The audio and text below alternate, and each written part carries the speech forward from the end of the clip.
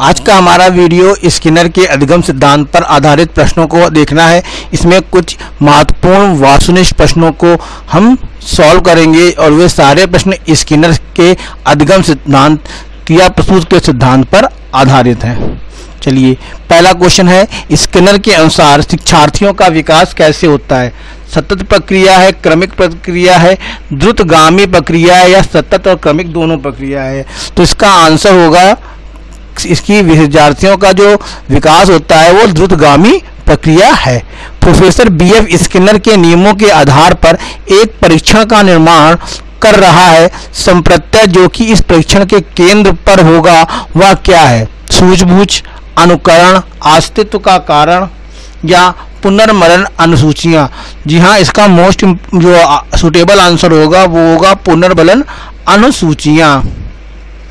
तीसरा क्वेश्चन है हमारा, अभिक्रमित अनुदेशन का प्रतिपादन किया था बीएफ स्किनर एवं नॉर्मन एंड क्राउड ने, जॉन डेवी, सर विलियम पेंटिक या डेविड वार्शिक? तो इसका आंसर क्या होगा? इसका आंसर होगा बीएफ स्किनर। अभिक्रमित अनुदेशन भी कहा जाता है क्रिया प्रसूत अनुबंधन सिद्धांत को। अब आते हैं हमारा नेक्स्ट क्वेश्चन, अभिक्रमित अधिगम का विकास किसने किया था? अभिक्रमित अधिगम का विकास किया था स्किनर ने। नेक्स्ट हमारा क्वेश्चन है, अधिगम का व्यवहारिक सिद्धांत निम्नलिखित है। संबंध प्रतिक्रिया का सिद्धांत, स्किनर का क्रिया प्रसूत अनुबंधन अधिगम सिद्धांत या प्रबलम सिद्धांत या उपयुक्त सभी? तो इसका आंसर क्या होगा बताइए? व्यवहारिक सिद्धांत पूछा है आपसे। देखिए इसमें जो क्या है आपका आंसर होगा, इसमें स्किनर का क्रिया प्रसूत अधिगम सिद्धांत। देखिए होगा आंसर आपका।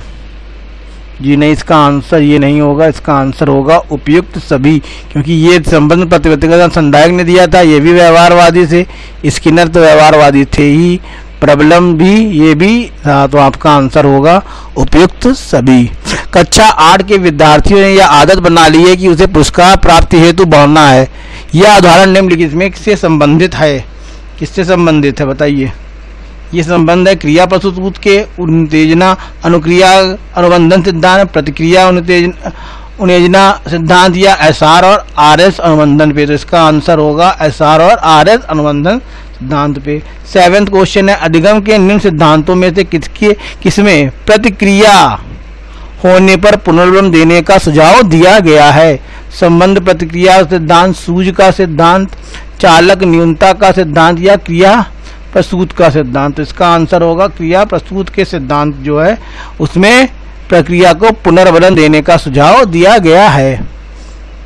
क्रिया प्रसूत अनुबंधन के सिद्धांत का शिक्षकों के लिए निम्नलिखित में से निहितार्थ है। विद्यार्थियों को पर्याप्त अभ्यास कराना चाहिए, उचित व्यवहार का पुनर्बलन किया जाए, प्रवृत्ति को रोचक बनाइए या विद्यार्थियों को बार बार प्रयत्न करते हैं?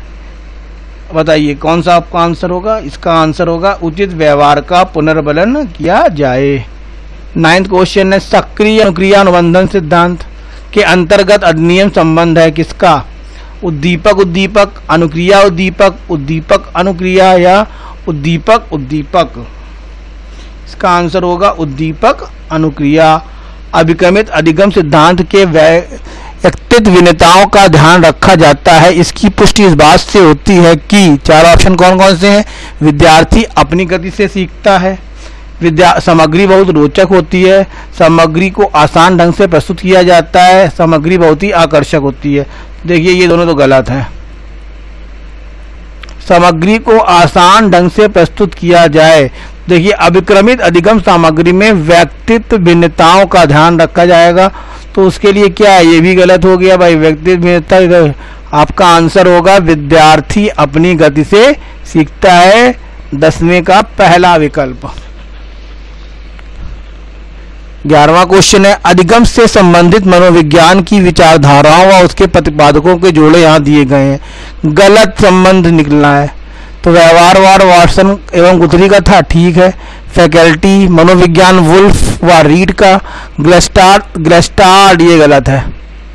तो आपका जो आंसर होगा ये भी सही है, ये भी सही है। तो आपका जो एक्चुअल में आंसर होगा वो क्या है, ये होगा आपका आंसर ग्लेस्टार्ड मनोविज्ञान जो है वो थर्नडाइक का नहीं है। बाकी 3 सही है, गलत कौन वाला है, ये आपका, ये जो है आपका तीसरा विकल्प ये गलत है। 12th नंबर क्वेश्चन देखिए, नीचे अधिगम के सिद्धांतों और उनके प्रतिपादकों के जोड़े दिए गए इंगित हैं, किस जोड़े का मिलान सही नहीं है।